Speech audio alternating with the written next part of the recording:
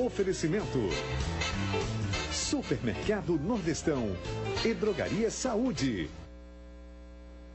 Boa tarde, cidadão. Está no ar na Band Natal, chegando em todo o Rio Grande do Norte. O nosso convidado de hoje é o senador, presidente nacional do Partido Democratas, José Agripino. Convidado do Boa Tarde, cidadão, ao vivo e com a sua participação.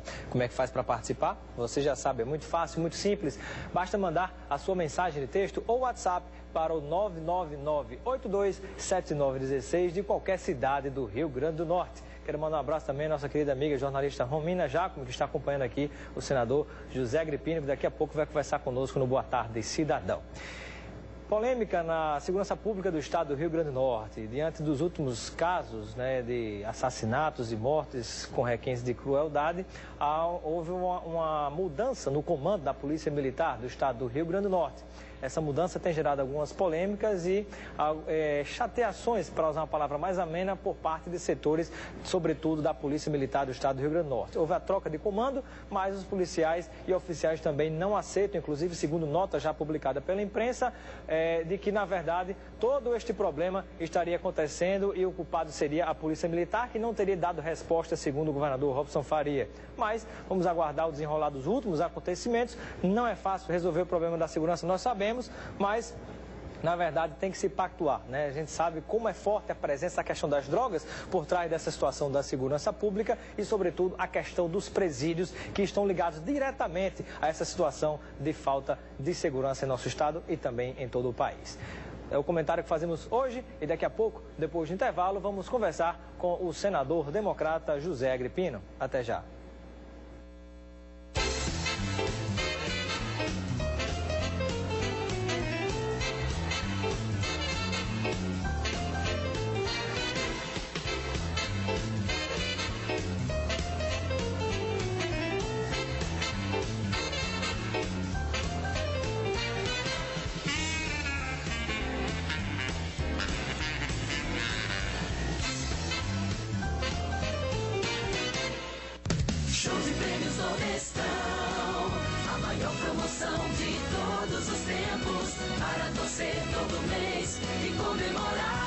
São 288 prêmios pra você. 24 carros por ano, um carro por mês e 4 carros a cada 3 meses. 192 cartões com R$1.000 em compras cada um. E ainda 12 motos, 12 bolsas de estudo, 24 TVs de LED e 24 notebooks. Venha participar. Show de prêmios Nordestão. Um ano inteiro de emoções e prêmios para você. Casa do Nordeste, a maior loja de produtos regionais do Nordeste. Mais de 20 tipos de castanhas torradas e caramelizadas, frutas nacionais importadas, desidratadas e glaciadas. Homem, tem até amêndoa, noz, pistache e macadâmia. Mais de 1000 marcas de cachaça de todo o Brasil, condimentos, temperos e pimentas. Além de doces e biscoitos regionais e até frutos do mar, homem. Casa do Nordeste, a maior loja de produtos regionais do Nordeste. Engenheiro Roberto Freire, 4873 Ponta Negra. Ligue 3345-2396. E a saúde é logo ali, é daqui. O melhor atendimento tem farmácia popular, a maior variedade e até recarga de celular. É logo ali, Candelária. É logo ali, Jiqui. É logo ali, Nova Parnaíba. Drogaria Saúde tem sempre um aperto de você. É logo ali, Satélite. Bairro Nordeste, Alegrim. Drogaria Saúde é logo ali e é daqui, da nossa terra. Há 20 anos cuidando da sua saúde. Boa tarde, cidadão. Oferecimento: Supermercado Nordestão e Drogaria Saúde. Boa tarde, cidadão. Está de volta na Band Natal, chegando em todo o Rio Grande do Norte. E recebemos agora o senador José Agripino. Seja bem-vindo ao nosso programa, senador. Muito obrigado, Robson. Meu cumprimento especial aos telespectadores da Band e dizer que é um prazer renovado participar desse programa com você. Obrigado, senador. E a primeira pergunta que lhe faço, é um pedido, na verdade, de avaliação em relação a esse cenário que o Brasil está passando, com turbulências na economia e também com essa crise política que perpassa a questão, inclusive, de corrupção. Ô Robson, eu escrevi um artigo que foi publicado na Folha de São Paulo e até deram um destaque especial e o artigo teve uma repercussão maior do que até imaginava. O quando eu procurei colocar as minhas preocupações, que são fundamentalmente políticas, o pedido de impeachment da presidente Dilma, que é um assunto previsto na Constituição, é um assunto que pode evoluir, pode não evoluir. Agora, quem precisa evoluir é o país, é o dia a dia das pessoas. O que está ocorrendo hoje?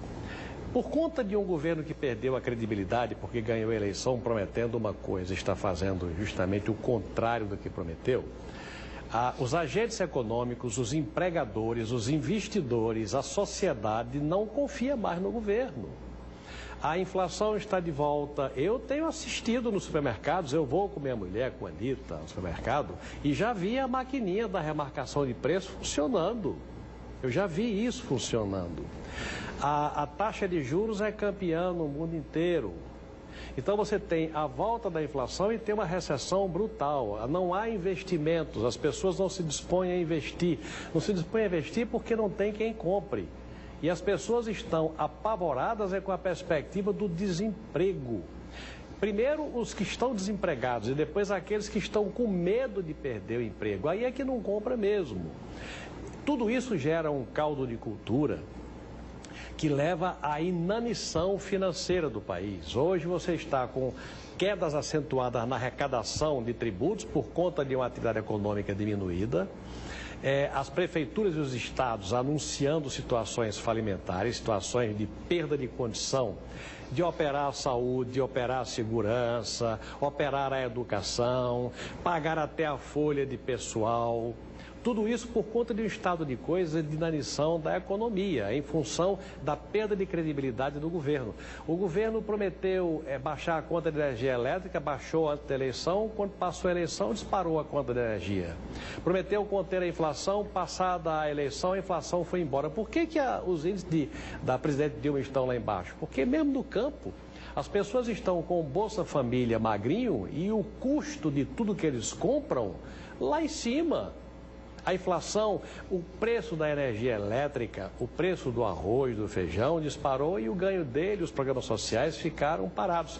Então, nós estamos com um problema sério que, para mudar, é preciso que o presidente da República ou a presidente da República tenha suporte político para votar as reformas estruturais. Não é com o CPMF que não vai passar, que você vai atravessar o Rubicão desse país. É com reformas estruturais que ela, presidente da República, não tem condições políticas e não tem condições de credibilidade perante a sociedade de aprovar. Ela falou em CPMF, 5 entidades de classe se manifestaram pela primeira vez contra o aumento da CPMF. Não foi só partido de oposição A, B e C, foi a OAB, Ordem dos Advogados do Brasil, foi a CNT, foi a CNI, a Confederação Nacional da Indústria, foi a Confederação Nacional dos Diretores Lojistas, que emprega milhões de brasileiros, todos se manifestaram contra. Então, eu sou muito pessimista com relação ao futuro do Brasil, com a presidente Dilma no comando do país. Não é que eu tenha nada especialmente contra ela, é que ela perdeu as condições, por perda de credibilidade, de fazer o que o país exige que seja feito para o país voltar a andar. Senador Zé Agripino, duas perguntas que lhe faço. Primeiro, se o senhor acredita ou não que será aprovado o processo de impeachment contra a presidente Dilma Rousseff? E segundo, que solução, na sua avaliação, seria mais interessante para o país hoje, de acordo com essas suas considerações? Seria, sai a presidente Dilma, assume Michel Temer? Saem os dois e se convoca uma nova eleição? Qual é o pensamento que o senador Zé Agripino, presidente do Democratas, tem em relação a essa questão? Porque tem muitas versões acontecendo. Robson, conceitualmente eu acho que o país tem saída com a mudança do comando do país. Ou seja, com a troca da presidência que já não tem condições de governar. Agora, vamos aos fatos, pragmaticamente. O impeachment, para ser aprovado, precisa de 342 votos na Câmara dos Deputados. Tem esses votos hoje? Não tem. Não tem por quê? Porque o PMDB está sendo cooptado pela presidente da República. A nossa esperança era que Michel Temer comandasse uma dissidência do PMDB e fosse capaz de fazer com a sua dissidência, a maioria da Câmara para votar o processo de impeachment. Mas o que motiva o impeachment, senador, é justamente a questão das pedaladas fiscais, né? está circulando na mídia nacional de que o vice-presidente Michel Temer também deu as suas pedaladas. Ou seja, nesse caso sairiam os dois e, diante disso, reconversaram e teria colocado panos quentes e não sairia mais. Não. Veja bem, o vice-presidente Michel Temer assinou papéis que estavam em curso de uma administração. Ele não tinha responsabilidade pela preparação de documentos que poderiam remeter a pedaladas. A responsabilidade dele era, na interinidade, dar eficácia a providências anteriores de governo. Mas essa não é a questão é política. É que eu vejo Michel Temer como não mais o Michel com quem eu tive um almoço no Jaburu há um mês atrás, quando eu senti claramente a disposição dele de levar o PMDB a juntar votos com os que queriam a abertura do processo de impeachment, somando os 342 votos na Câmara, levando votos do PMDB. Hoje eu vejo que essa tendência está dissipada. Então, a perspectiva do impeachment, eu até concordaria com o Fernando Henrique, ela é hoje menor do que era. Pode até ser que mude. Agora, quem está crescendo é a perspectiva no Tribunal Superior Eleitoral. Em função de quê? De evidências escrachadas de uso de dinheiro envenenado, ilícito, na campanha eleitoral de Dilma. E aí você vai ter a cassação da chapa inteira. Você vai ter a marcação de uma nova eleição. Porque durante um certo período tentou-se defender a tese, a interpretação de que poderia se julgar em separadas duas contas, que eu particularmente não compreendo como seria possível isso, porque é impossível você dissociar, é a chapa inteira. É a chapa inteira. Aí você vai dizer, mas o TSE... se chegasse a concluir, aí seria... Importante, Robson, deixa eu dizer uma coisa importante para você. Mas o TSE não teria coragem ou legitimidade para caçar uma chapa de presidente da República. Não esqueça que diante de evidências escrachadas, de evidências claras, e isso está se construindo pela anexação de delações premiadas de Cerveró, de Barusco, da Andrade Gutierrez, de A e de B e de C, há os elementos de que o TSE já está com o processo e avaliação, com a ministra Maria Tereza como relatora. Em função de evidências, você é obrigado a produzir uma sentença. Mas não vai ter coragem. Como não? No caso de Delcy Amaral, quando ele foi preso, ele que é uma figura queridíssima do plenário inteiro, houve mais de 55 votos pela manutenção da prisão dele. Em função de quê? Em função das evidências que foram ao longo do dia divulgadas. Então, os julgadores, os senadores de todos os partidos mantiveram a prisão de Delcy Amaral em função de evidências. A mesma coisa pode acontecer agora no julgamento do TSE, onde o brasileiro vai exigir dos ministros do TSE que você faça a eventual limpeza, se for o caso, se houver prova nesse sentido. Senador Zé Agripino, mas se porventura se cassasse dentro desse processo eleitoral, o Tribunal Superior Eleitoral cassasse os mandatos da presidente Dilma e do vice-presidente Michel Temer, seria convocada uma nova eleição nesse raciocínio 3 meses depois? 3 meses depois. Não assumiria o Brasil Eduardo Cunha, por exemplo? Se ele estiver na presidência da Câmara, que eu desconfio de que vai haver novidades. O Supremo Tribunal Federal, as coisas estão se avolumando muito. Eu não sei se Eduardo Cunha vai se manter na presidência da Câmara por muito tempo mais. Eu não quero ser aqui pitonisa nem adivinhador do futuro, mas a situação de Eduardo Cunha é uma situação muito complicada e eu não sei. E o próprio processo de impeachment, a condução dele, foi muito prejudicado pela condução dele, que é uma pessoa hoje crivada, flechada de denúncias que ele não conseguiu explicar.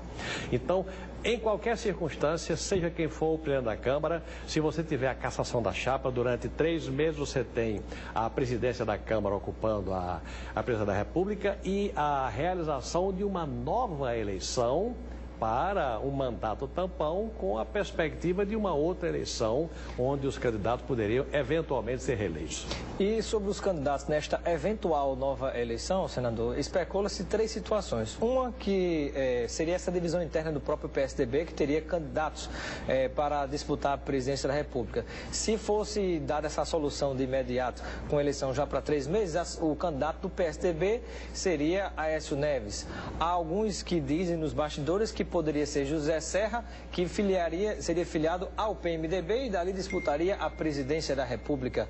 E um outro raciocínio de que nada disso aconteceria, deixaria a presidente Dilma sangrar até o final e o candidato, ao concluir a sua gestão no governo de São Paulo, seria Geraldo Alckmin. O que deverá prevalecer hoje? Os tucanos têm divergências internas, mas na hora H eles sempre se juntam. Se você perguntar, existe divergência entre os tucanos hoje? Claro que existem. Serra é candidato à presidência? Quer ser. Claramente quer ser. Tem mérito? Tem. Geraldo Alckmin está se preparando no governo de São Paulo para disputar dentro do partido a indicação de candidato a presidente. E Aécio é o que tem o maior recall. Foi candidato, agora perdeu por pequena margem. E é evidente que é normal que ele pleiteie ser candidato à presidência.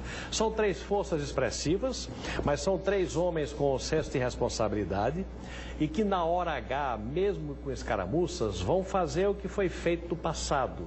Vão terminar se juntando em torno do candidato que reunir a maioria das preferências dentro do PSDB, possivelmente através de uma prévia. Vão fazer já a prévia da prévia para a escolha do candidato a prefeito de São Paulo, que já é uma avant-première da escolha do candidato à presidência da República, onde essas forças, Alckmin, Serra e Aécio, vão se colocar e vão ao final se entender como se entenderam em todas as disputas. Mas o que perder vai fazer o corpo mole.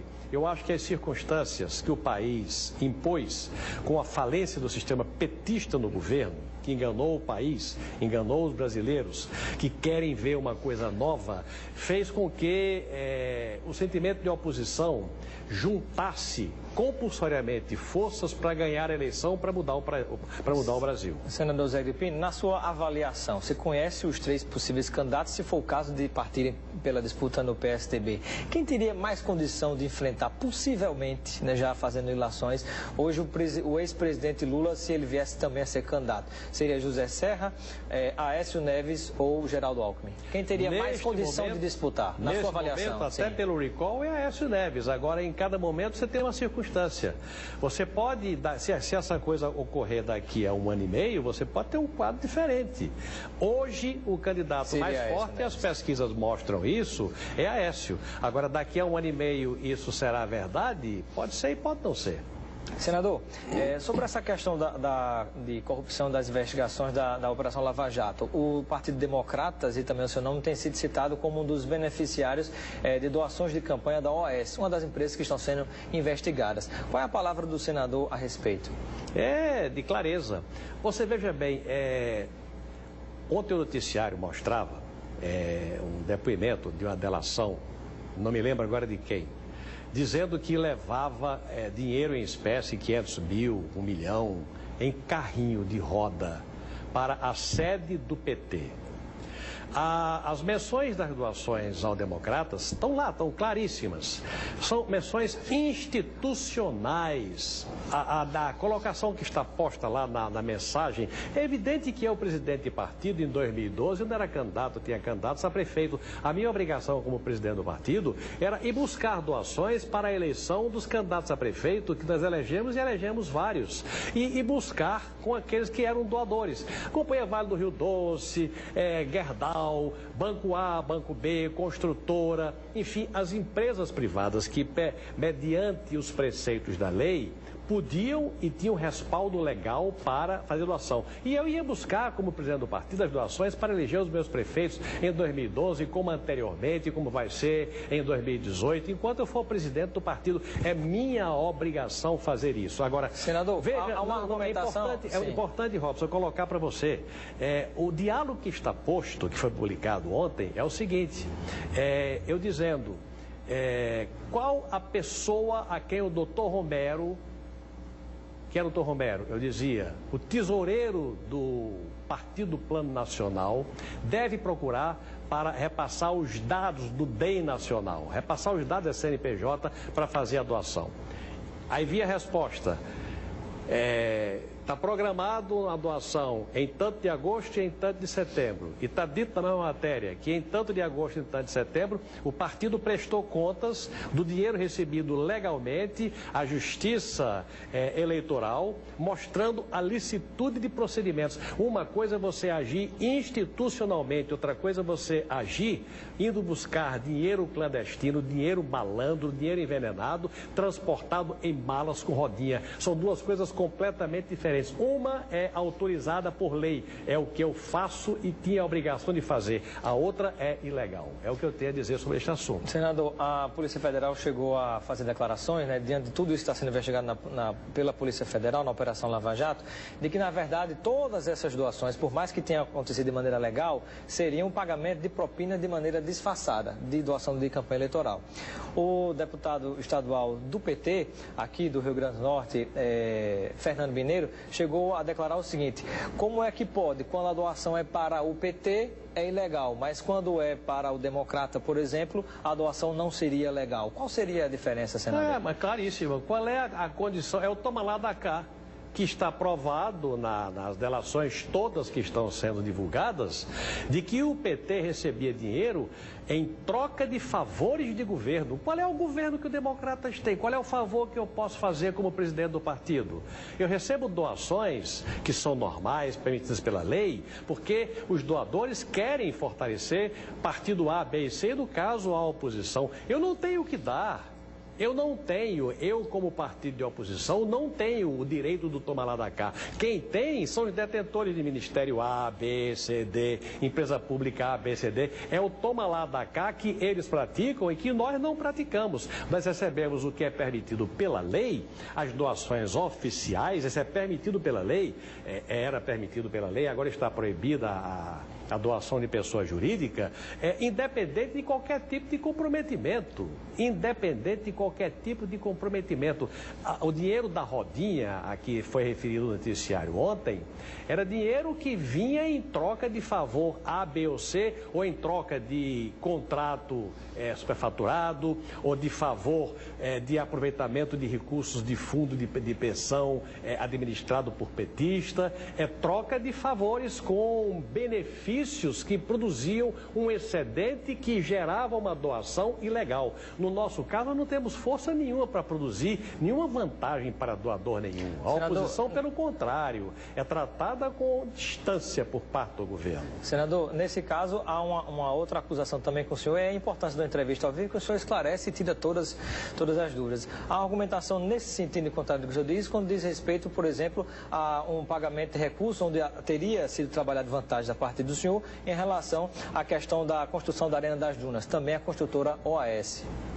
É engraçado.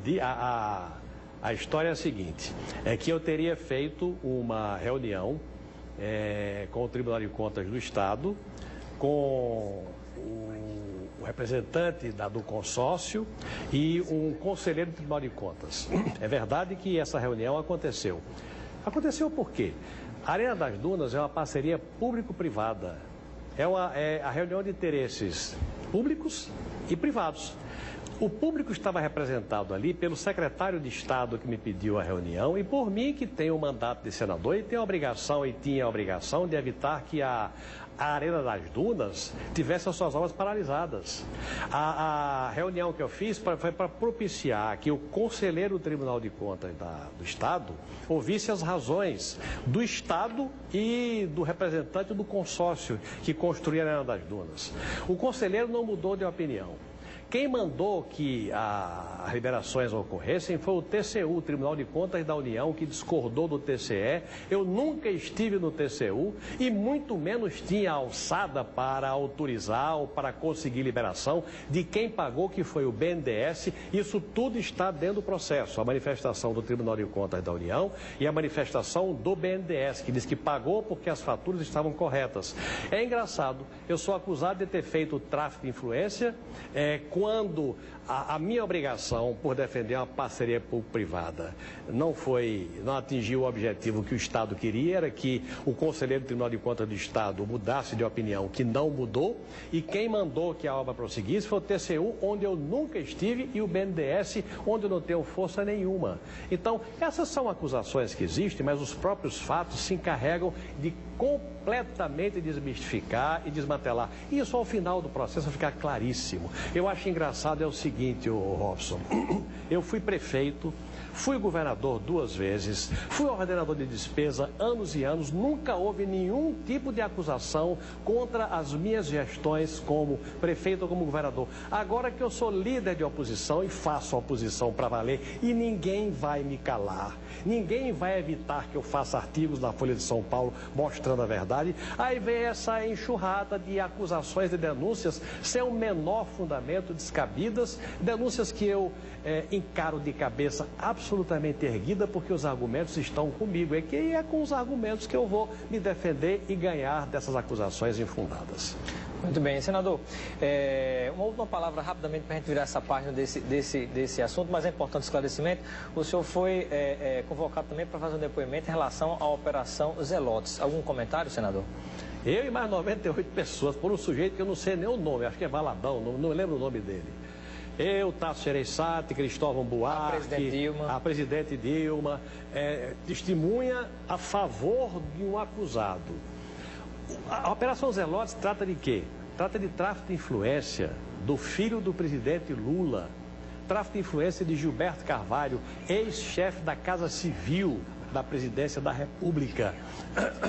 Trata de arrumação por parte destas pessoas de um texto que daria vantagens, e falam, e parece que há prova nesse sentido, de um benefício de 2,5 milhões por parte do filho do presidente Lula, que teria, com um texto conseguido na internet, copiado da internet, prestado um serviço a um lobista que viabilizou 2,5 milhões de pagamento a ele por um serviço que não valeu nada. Talvez o serviço que ele prestou tenha sido o de, em sendo filho do presidente Lula, ter facilitado a aprovação da medida provisória, a MP 471.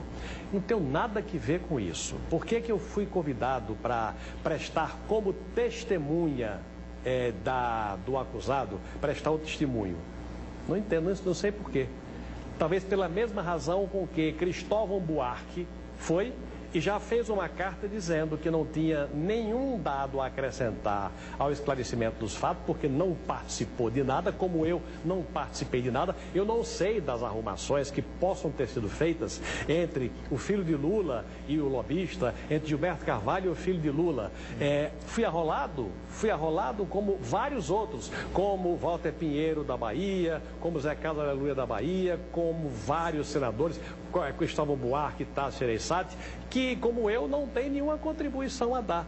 Votei a favor da MP? Votei sim, como votou o plenário inteiro. A matéria foi votada por aclamação, foi voto simbólico. Senador, a matéria foi votada e aprovada. José Agripino, eu quero agradecer a sua participação no nosso Boa Tarde Cidadão. O tempo passou rápido, eu teria até um comercial do meio para a gente ganhar mais tempo, mas realmente acabou-se, né? Eu até já reitero um convite para uma próxima, a gente falar sobre outros assuntos, né? Apesar desses esclarecimentos terem sido importantes para a opinião pública, compreender tudo o que se passa, né? Porque tem muita especulação para lá e para cá de bastidor. É bom. Então, claro. Muito obrigado, senador, pela gentileza de comparecer conosco e conversar com os nossos telespectadores. Foi um prazer muito grande, eu estou sempre à disposição, Robson. É bom a gente vir aqui e abordar, porque como eu sou líder de oposição e vem muita flechada, é sempre bom para principalmente quem tem a verdade do seu lado, colocar os seus argumentos para que as pessoas possam fazer a devida avaliação dos fatos.